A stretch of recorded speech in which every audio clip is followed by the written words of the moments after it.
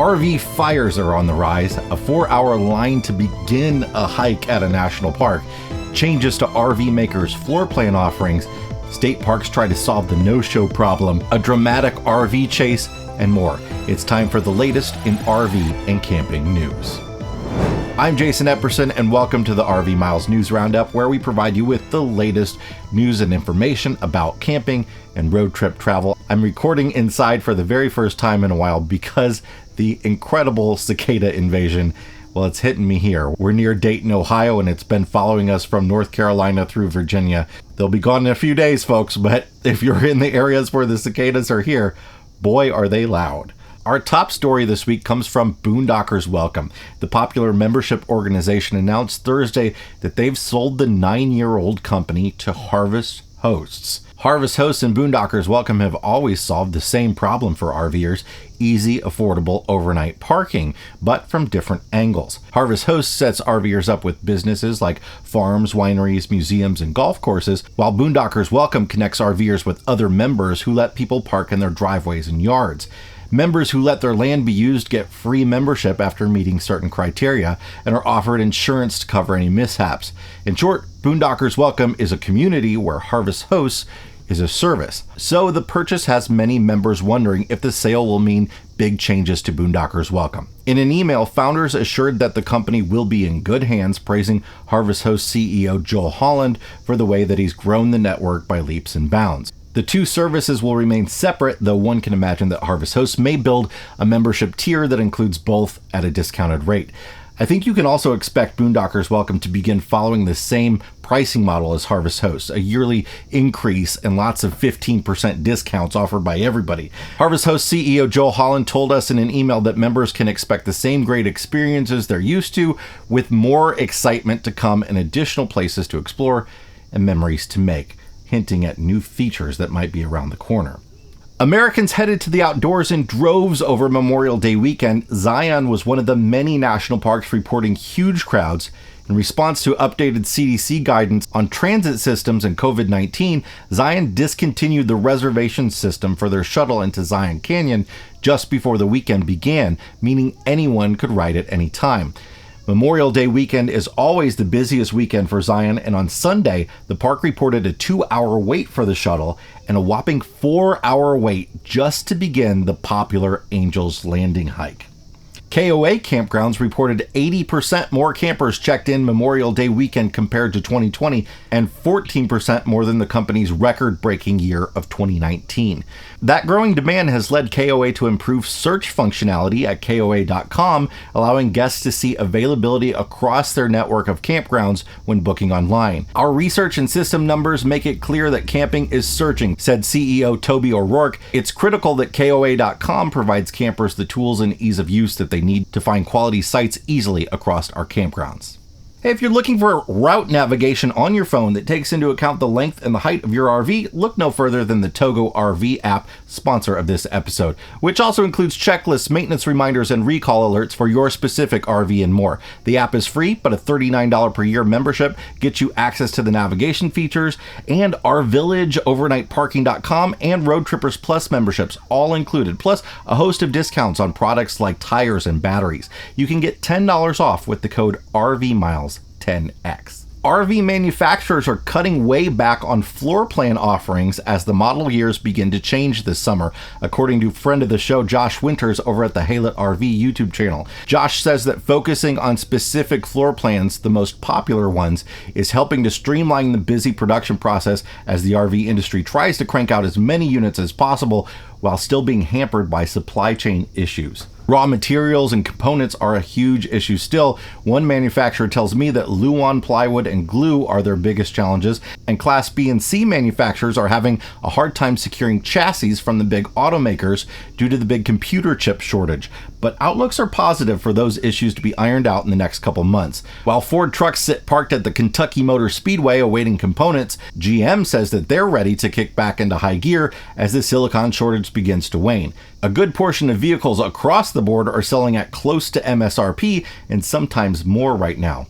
For their part, RV manufacturers are still expecting this to be a record-shattering year.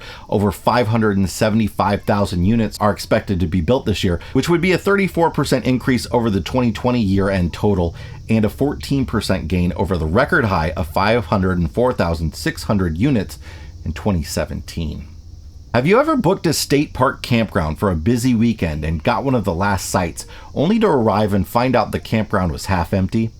No-shows are a huge problem at affordable public campgrounds, where some people book every weekend they can and only decide when to go later. Often sites are never canceled and go completely unused. So the Texas Parks and Wildlife Department has recently announced a change to its no-show policy in an attempt to reduce the number of reserved but unused campsites. Now, if you have a reservation and do not check in by noon the day after your scheduled arrival, your reservation will be canceled and the site will be released back into the available inventory for others to use. Reservations will not be canceled if you contact staff before noon the day after your scheduled arrival. Park entrance fees will be refunded, but all other fees, including campsite fees, will be forfeited. The new policy went into effect on June 1st and follows several other states who have implemented stricter no-show rules. The Texas Parks and Wildlife Department oversees more than 80 parks statewide. Peer-to-peer RV rental company RV Share reports 4th of July bookings have already more than doubled since last year, and says that studies show that the majority of campers would prefer to be in an RV over a tent. That inspired them to launch a new program called Turn In Your Tent. It gives you a $250 RV Share credit for turning in your gently used tent into Gear Forward, a charitable organization that collects camping gear to be used by the next generation of adventurers. Those redeeming credit can choose from more than 100,000 RV models across the U.S. in RV Share's network. During June, which is National Camping Month, people can submit a request for a prepaid shipping label to mail in their tent at a nearby UPS store. They'll then receive an RV Share credit to be used at a future booking via email. I'll put a link in the description. There's a lot more to come in a minute, including an incredible high-speed RV chase. But if you're enjoying our RV and camping news, we put a video, podcast, and article version out every single Saturday. So make sure you subscribe wherever you're checking us out, whether on YouTube, any podcast app, or our email list, to get reminded every time there's news from RV Miles. Folks over at RVblogger.com and the RV Blogger YouTube channel have announced a new endeavor called RV Camping Magazine. The new digital and video publication will be released free monthly, but online only. The magazine will share interviews with well-known RVers, news, maintenance and repair tips, remodels, and more. Readers can go to rvcampingmagazine.com to subscribe for free.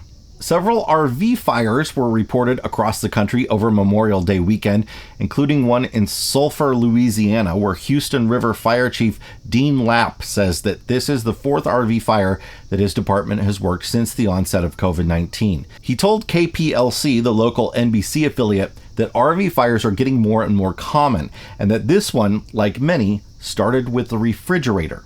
Lapp said that people often neglect to open up exterior compartments and clean out around refrigerators, water heaters, and washer and dryers, causing a fire hazard. The National Fire Protection Association estimates 20,000 RV fires occur annually. Finally, an Ohio man who attempted to evade authorities Wednesday morning while driving a stolen RV has been arrested.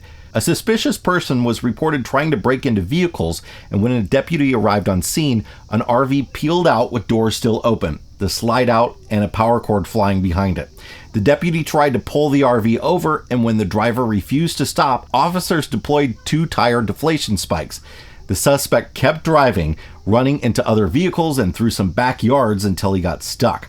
He tried to flee on foot, but was soon caught by Ohio State Highway Patrol's K-9 unit. One homeowner told Fox 8 that she was outside mulching at the time the RV came through her backyard and had to dive out of the way as it came to a stop. 24-year-old Randy Schiffbauer was arrested and booked into the Summit County Jail. 2 years ago, Schiffbauer was arrested after police say he stole a front-end loader from a construction site and drove it through the streets of Akron. I hope you enjoyed this week's RV and camping news. We'll continue to keep you up to date on all the latest stories and developments every Saturday, so make sure to hit the subscribe button and the notification bell. And if you think a friend would like to know about this week's stories, please share this episode on social media. If there's anything that you'd like us to cover, please email me at editor@rvmiles.com. Comment below with any thoughts you have on this week's items.